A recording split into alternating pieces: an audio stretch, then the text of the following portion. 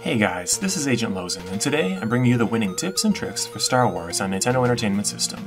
If you want to raise your high score, beat your friends, or take your game to the next level, then you've come to the right place.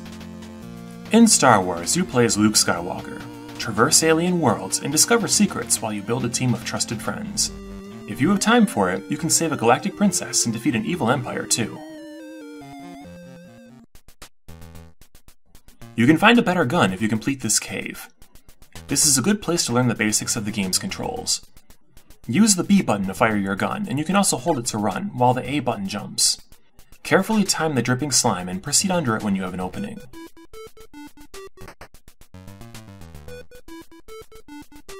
When you leave the gun cave, you'll be taken back to your speeder outside in the desert of Tatooine.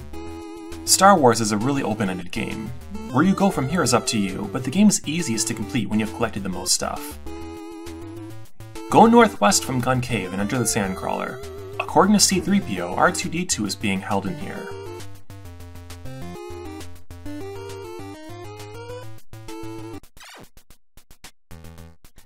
The Sandcrawler is full of enemies and obstacles. Avoid confrontation when you can. If you have to fight the Jawas, shoot them as fast as you can and duck underneath their blasts. For an early game dungeon, the Sandcrawler is needlessly complicated.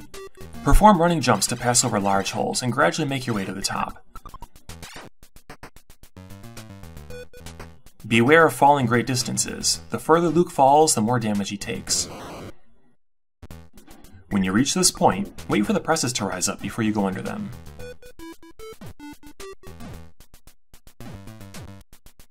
While you explore the Sandcrawler, you'll see hints of items and passages you haven't explored yet. It's best to ignore it and just complete your objective. It's easy to get lost, and you'll end up losing more than you gain if you go after them. Get R2-D2 from the upper right most part of the Sandcrawler and leave. Go east from the Sandcrawler to find Green Cave. It's called Green Cave because of its color. You can mingle with any party member you've acquired by pressing the select button while you're not in the desert. Neither C-3PO or R2-D2 have anything interesting to say right now, but they'll become more useful later in the game. Green Cave is far more linear than the Sandcrawler, and the only enemy you'll find are Womp Rats that are easy to kill, so it's less dangerous too. Make your way to the bottom of the cave to find a shield piece. While it doesn't do anything right now, it'll be critical later in the game. You can have up to 9 of them. Press select to view your shield inventory.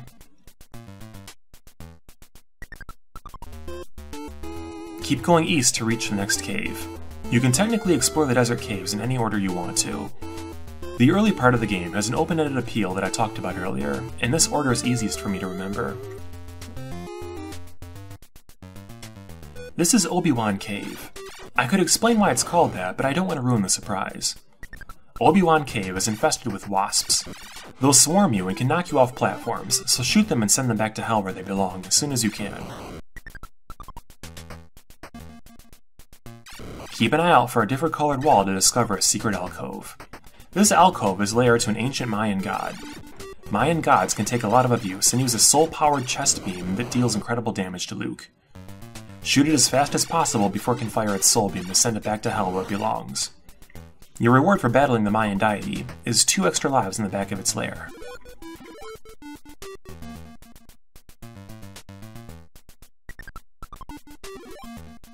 The Mayans must have been polytheistic, because you'll find another Mayan god at the bottom of the cave near the exit. Don't leave yet, though. Hop across the platforms to the left to find a ledge and discover Obi-Wan Kenobi waiting for you. Obi-Wan will give Luke a lightsaber, and will join your party if R2-D2 is with you.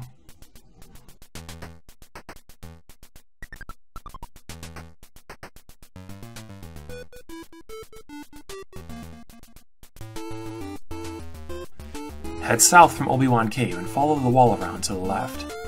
Carefully pass the laser cannon and head east to find Other Green Cave.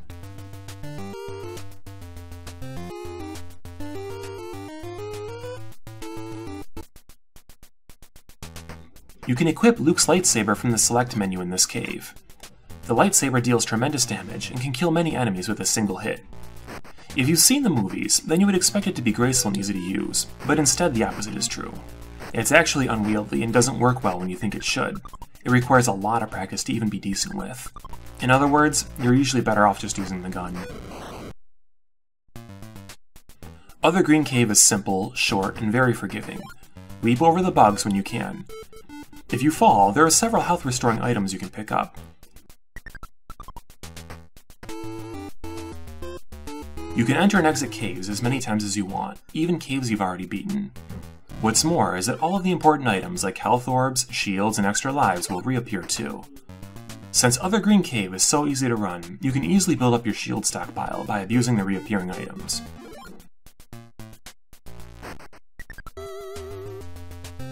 West of here, you'll find Annoying Purple Cave and Satan Cave, two places Luke has yet to explore. Fighting through these caves will supply Luke with more shield pieces, but at the cost of having to repeatedly confront the Prince of Darkness and Mayan gods. When you know the winning tricks to this game, then you just go south to Mos Eisley instead.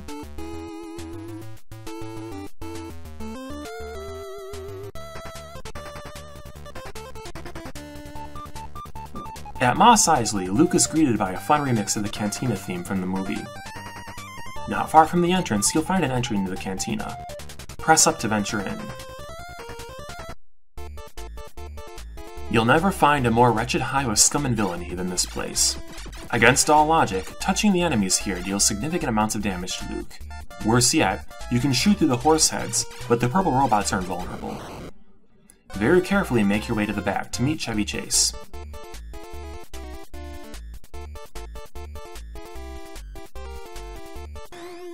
Chevy Chase is a playable character, unlike your other companions so far. His blaster is more powerful than Luke's, but he's equally vulnerable to being death-touched by enemies. This game generously supplies you with lives for Luke, but Chevy Chase only gets one. For this reason, he should only be used under very special circumstances.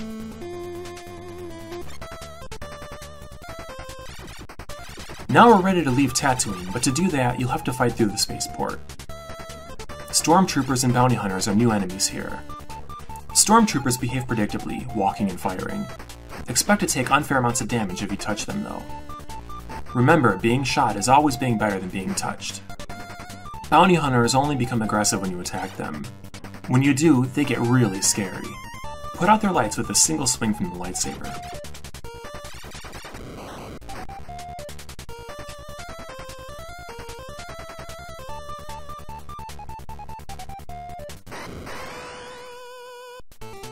Hangar 94 is crawling with stormtroopers. If you're being silly and you lose Chevy Chase, Obi-Wan Kenobi can use his Jedi power to resurrect him. Seeing as how he's old, Obi-Wan can only use this ability 5 times over the course of the game. After that, any non-Luke characters will be dead permanently.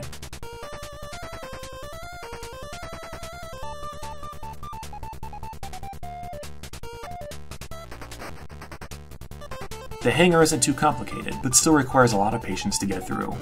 There are 2 more shield pieces here, but they're tricky to get and out of the way. If you're stocked up to 9 shields from Other Green Cave, then you can just ignore them here.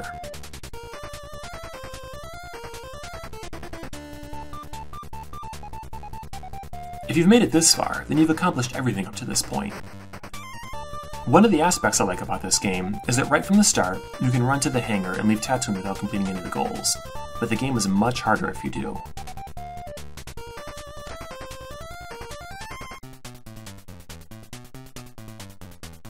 On board the Millennium Falcon, you'll have to pilot through an asteroid field. The shields you picked up earlier become your life bar here. The objective here is to steer clear of any asteroids. There's no place you're actually trying to get to. Just keep the front of the ship pointed at the darkest part of the screen and you'll eventually clear the asteroid field. This part just takes practice. There's no trick to it that makes it easier.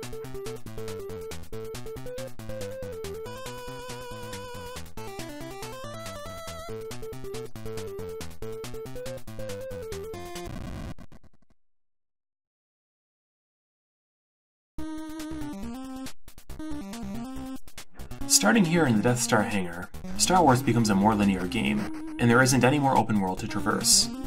Try to slip past without fighting, and take extreme caution not to touch any of the guards here.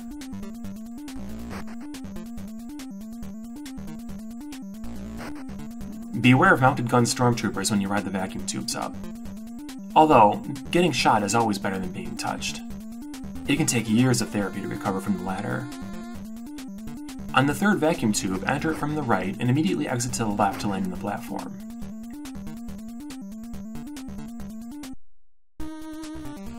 I wonder if the engineer who left the external exhaust port open on the Death Star is the same guy that designed this elevator maze. Figuring out where to go here is one of the game's greatest challenges. Press up to enter doors or elevators. If you can get to the end of the control room, have R2-D2 download a map to make this place a little easier.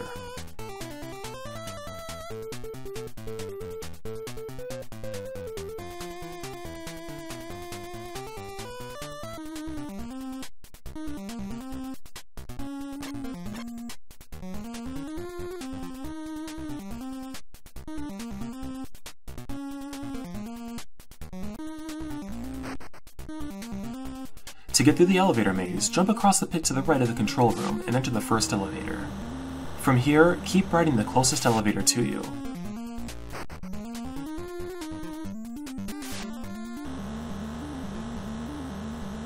When you reach these narrow platforms, use your blaster to shoot down the missile droid.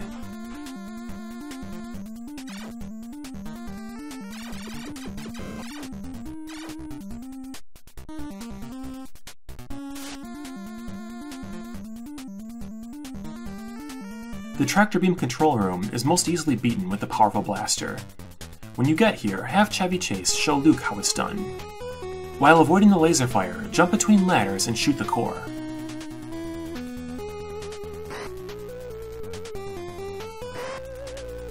If you die, use one of Obi-Wan's resurrections to bring Chevy Chase back to life.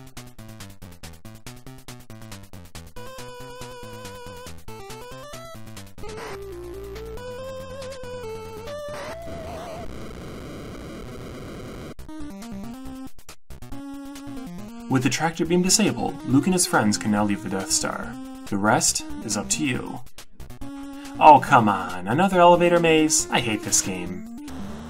It was incredibly frustrating the first time, and now it's even worse the second time through. Enter the first elevator you see, and then the next one in sequence. When you're on the platform with the methamphetamine droid, jump across to your left. This elevator takes you on track to Leia.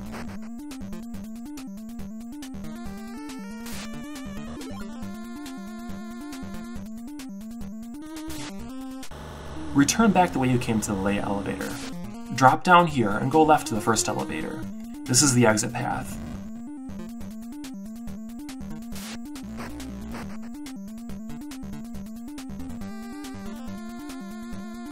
The puppy droid lets you know you've made it. Beating this game is a matter of practice. Your give and 10 continues, so just keep trying and iron out your mistakes. Dying from cheap deaths and imbalanced gameplay gives way to rewarding satisfaction when you finally get to the end. I want to thank everyone who watches these videos and watches them through to the end, and likes, and subscribes.